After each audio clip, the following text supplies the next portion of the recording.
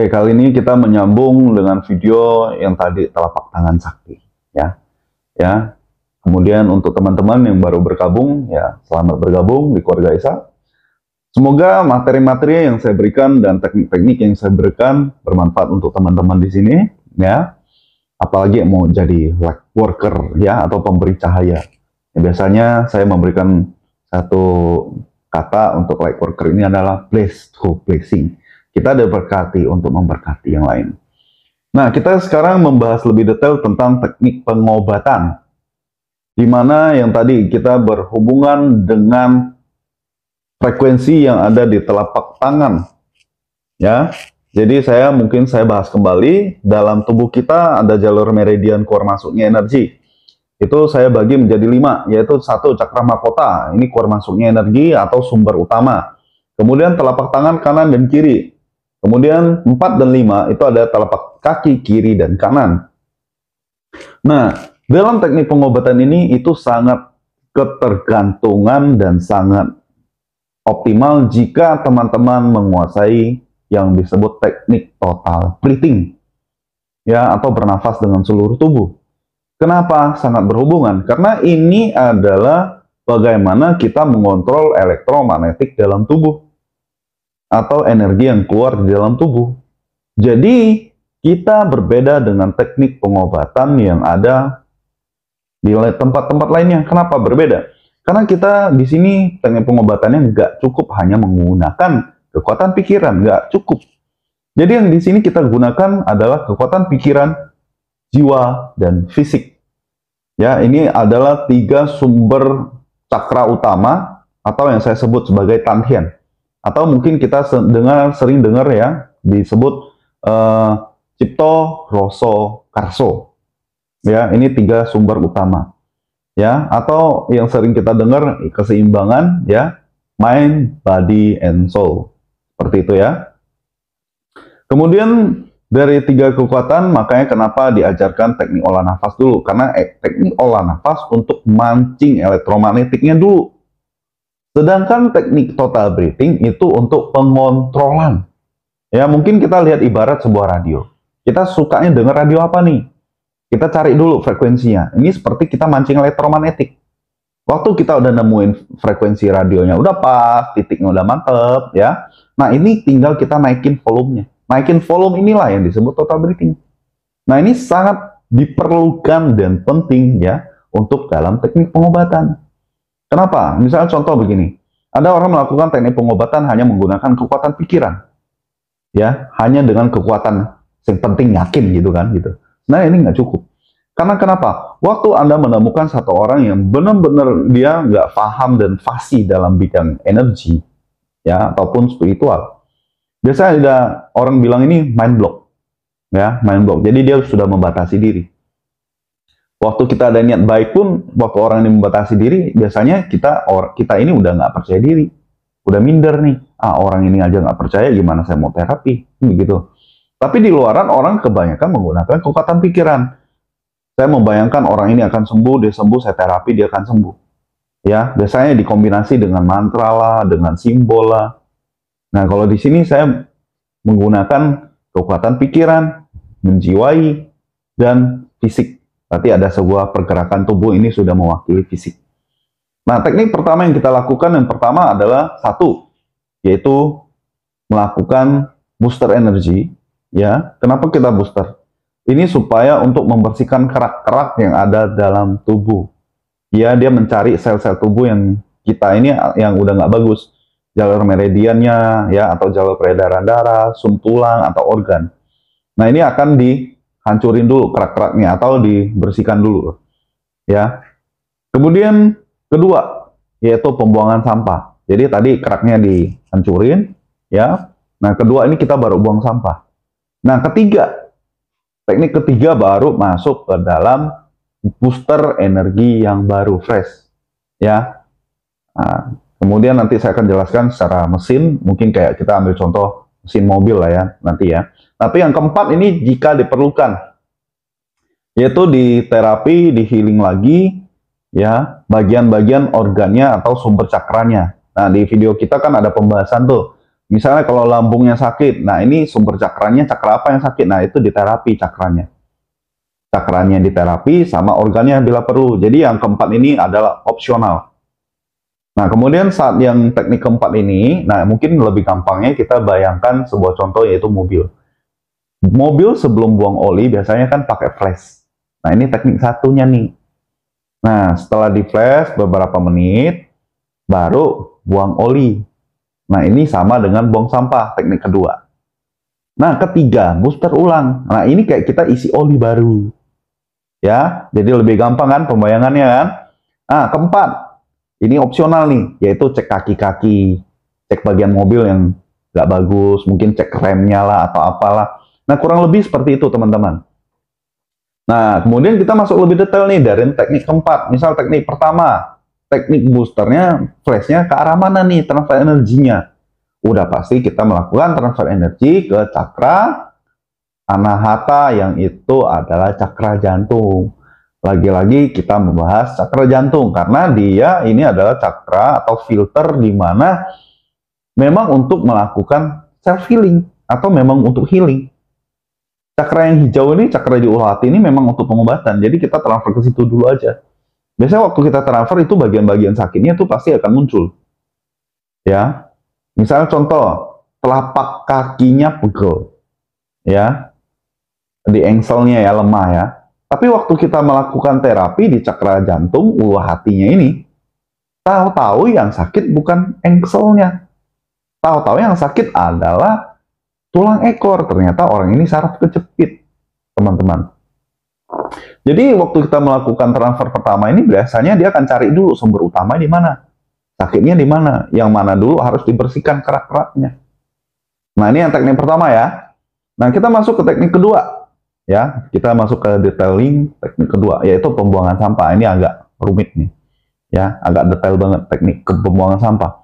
Nah, sebelum teknik pembuangan sampah pun kita boleh melakukan scanning tadi, ya, yang di video sebelumnya, video scanning ya, yang tentang frekuensi-frekuensi.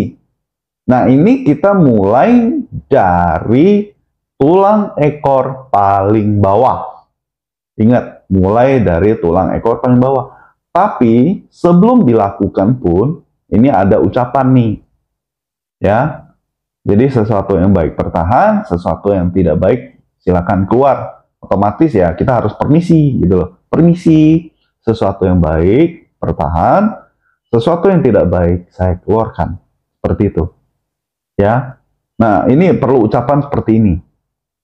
Nah, waktu kita udah ucapkan seperti itu, kenapa? Supaya waktu kita melakukan terapi ataupun scanning, sesuatu yang baik pun tidak curiga. Mau ngapain nih anak nih? Jadi nggak ada kesalahpahaman seperti itu. Tapi kalau yang nggak bagus ya udah nggak perlu lah.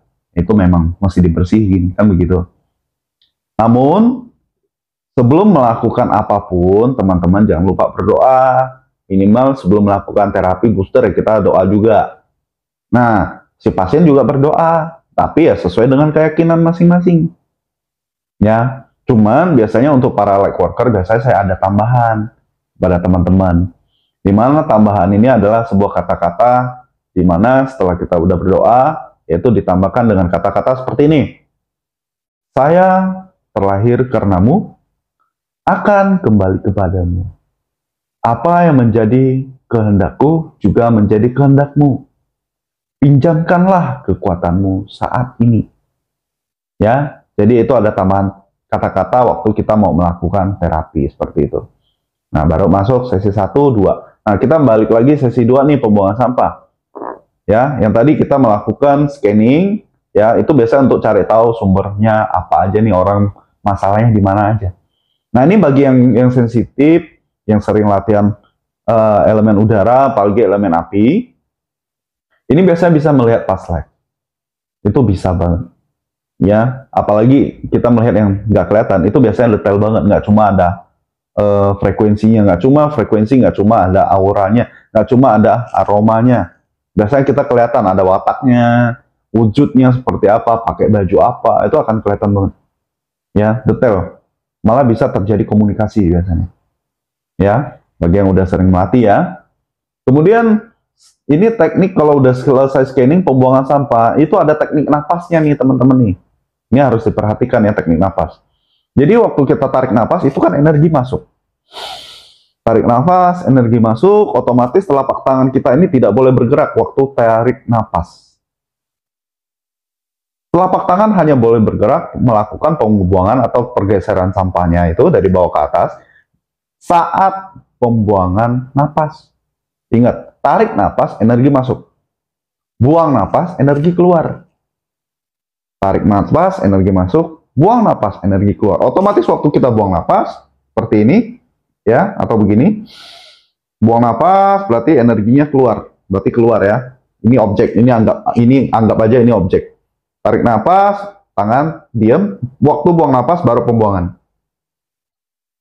Nah, biasanya melakukan terapi yang kedua ini pembuangan sampah, tangan biasanya agak berat. Ya. Nah, ini tergantung napasnya teman-teman nih, teknik napasnya. Kalau napasnya bagus, satu badan dari tulang ekor sampai kepala, itu bisa dilakukan mungkin satu napas. Tapi kalau napasnya masih kurang lancar, bisa 2 napas ataupun 3 napas, bisa dicicil seperti itu. Ya. Nah, waktu kita udah tarik, buang napas ke atas, berhenti, tarik napas lagi, buang napas, naik lagi, sampai selesai dan mahkota. Jadi pembuangan sampah seperti itu. Nah, kita lakukan minimal yang untuk napas 3 kali, kemudian kita buang ke kiri dan ke kanan, ya mungkin sampai enteng aja, secukupnya aja, seperti itu. Biasanya, si pasien akan mengalami yang pertama adalah panas, hangat dan panas. Dan selesai melakukan terapi pembuangan sampah, biasanya badannya ringan. Ibarat kalau ada timbangan badan, dia timbang itu mungkin turun 5 kilo seperti itu teman-teman. Jadi praktis sekali. Ya, ini hanya feel-nya ya, tapi memang kebanyakan pasien rata-rata 99% enteng. Ya, ringan, bahagia. Kenapa? Waktu terapi yang kita gunakan adalah energi meta atau energi cinta kasih. Seperti itu. Oke, kita udah selesai pembahasan teknik kedua, ya, yaitu pembuangan sampah. Ya, bagaimana kalau kita temukan sakitnya non medis? Ya, lagi-lagi kita bahas ke non medis. Kalau sakitnya non medis, kalau terjadi jarum, ini tergantung teman-teman nih. Yakin nggak nih dengan keimanannya? Kalau yakin ya wes, gitu loh. Hajar aja kan kayak gitu. Tapi kalau nggak yakin, ya ditunda aja. Karena biasanya yang non medis sifatnya itu bisa nyerang balik. Dia akan cari nih, ya siapa yang ngelepas nih, gitu loh. Dan ini ada satu hal yang dilakukan, ini biasanya yang non medisnya agak nakal, ya. Biasanya suka pindah-pindah di tubuhnya. Nah, biasanya kita nangkapnya susah nih. Nah, untuk cara nangkapnya biasanya saya bikin satu energi warna merah, diselubungin di dalam tubuh pasien, kemudian kita tarik keluar energi itu yang kita selimutin ke pasien, tarik dan kita masukin ke media, mungkin kayak media botol, ya itu boleh. Kemudian kita masih di materi kedua, di mana pembuangan sampah ini sebenarnya di kedua ini agak banyak hal yang bisa kita bicarakan. Misalnya contoh, kodam, ya. Ini kodam bisa kita lakukan deteksi yang tadi, yang kita pembahasan frekuensi. Ini sering terjadi di mana frekuensi kodam ini adalah titiknya atau rumahnya, ya itu adalah di belakang dada. Itu sering ada frekuensinya tuh di situ. Itu sering banget terjadi. Nah, kemudian kenapa mereka sukanya di situ? Karena di belakang tubuh kita kan ada sumsum ya, sumsum tulang-tulang. Itu ada berapa? Itu disitulah rumah-rumahnya mereka. Ya, jadi mereka itu sukanya di situ, berdiam diri. Ya, nah itu sama juga kayak orang kerasukan, mirip. Tapi kalau orang yang kerasukan itu ada di belakang leher ya, di belikat itu ya. Itu ada satu benjolan ya, itu di atasnya sedikit. Itu ada satu lubang. Nah ini biasanya yang suka kerasukan tuh di bagian sini belikat. Itu ada lubang. Biasanya lubang ini kita akan rasakan dinginnya nggak begitu nyaman. Nah biasanya ini harus ada melakukan terapi yang disebut terapi pembuangan energi dengan gelombang. Gelombangnya gimana nih? Gelombangnya diputer arah lawan balik itu untuk membuka, puter arah jarum jam itu untuk mengunci. Jadi teman-teman kayak orang yang jadi suka tukang pasti ngerti lah ya. Kalau buka obeng begitu kan, baut kan, kalau puter ke kanan kan ngunci tuh masuk ke dalam. Kalau buka, berarti ya kita ke arah balik jarum jam. Nah, bagi teman-teman yang suka kerasukan, biasanya saya suka bilang ke light worker, teman-teman yang udah melakukan terapi, diputar aja arah jarum jam supaya ketutup. Gitu loh. Jadi nggak gampang keluar masuk lagi, seperti itu. Nah, itu adalah fungsinya nih, ya. Tapi kalau yang untuk yang masih non medis yang kayak guna-guna, itu biasanya ciri-cirinya orangnya nih kayak bukan dia. Tapi waktu kita melakukan terapi biasanya suka muntah. Tiba-tiba muntah waktu kita terapi. Nah, ini pun biasa kita melakukan terapi untuk non medis yang guna-guna, biasanya tuh kita momennya tuh nggak kita rencanakan. Tiba-tiba ada yang minta begini, ada orang bawa, dan kita melakukan terapi. Ya, pokoknya di luar perhitungan lah. Oh, ternyata orang ini kena guna-guna biasanya. Jadi biasanya nggak direncanakan. Karena orang yang kena guna-guna waktu mau terapi, ya, yang udah direncanakan biasanya tuh nggak jadi semua. Karena kan dia dikontrol, ada yang bagian kontrolnya seperti itu. Oke, mungkin kita masuk lagi ya tentang bagian tubuh belakang yang kedua lagi.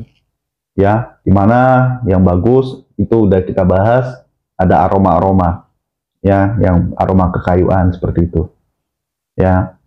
Nah, mungkin itu aja cukup. Jika ada teman-teman yang mau bertanya, silakan, ya. Sebelum kita masuk kembali ke materi booster yang ketiga. Nah, yang ketiga ini boleh kita terapi lagi-lagi untuk pengisian oli baru. Nah, oli baru tembaknya kemana? Ya, otomatis ke cakra anahata lagi. Tapi boleh ditambahkan dengan kedua telapak tangan. Contohnya telapak tangan kanan, ya ini di cakra anahata, telapak tangan kiri boleh di atas. Atau sebaliknya, ini nggak masalah. Ya, bukan berarti minus itu udah nggak bagus, nggak apa-apa. Nanti kan dia akan filter sendiri. Karena dengan dua telapak tangan, energi kita booster itu lebih banyak. Ya. Nah, ini kalau yang udah sampai ahli banget atau menguasai total breathing, biasanya saya malah mengajarkan untuk tidak pakai ini lagi. Karena takut air yang disemburkan atau energi yang disemburkan kebanyakan. Ini juga nggak bagus untuk wadah-wadah yang lunak, ya seperti itu. Jadi biasanya saya minta mereka untuk menggunakan jari. Ya, jadi wadah manusia ini kan beda-beda, ya. Yang sering melatih, otomatis wadahnya besar. Tapi kalau yang masih lunak, ya jangan kasih banyak-banyak, ya ada modar nanti, gitu. Oke, nah sekarang masuk yang keempat ya. Kalau booster kan udah selesai, masuk keempat. Keempat yaitu opsional. Jadi kalau bagian sakitnya apa, kita terapinya ke cakra apa. Udah selesai terapi cakranya, kita terapi ke bagian organnya.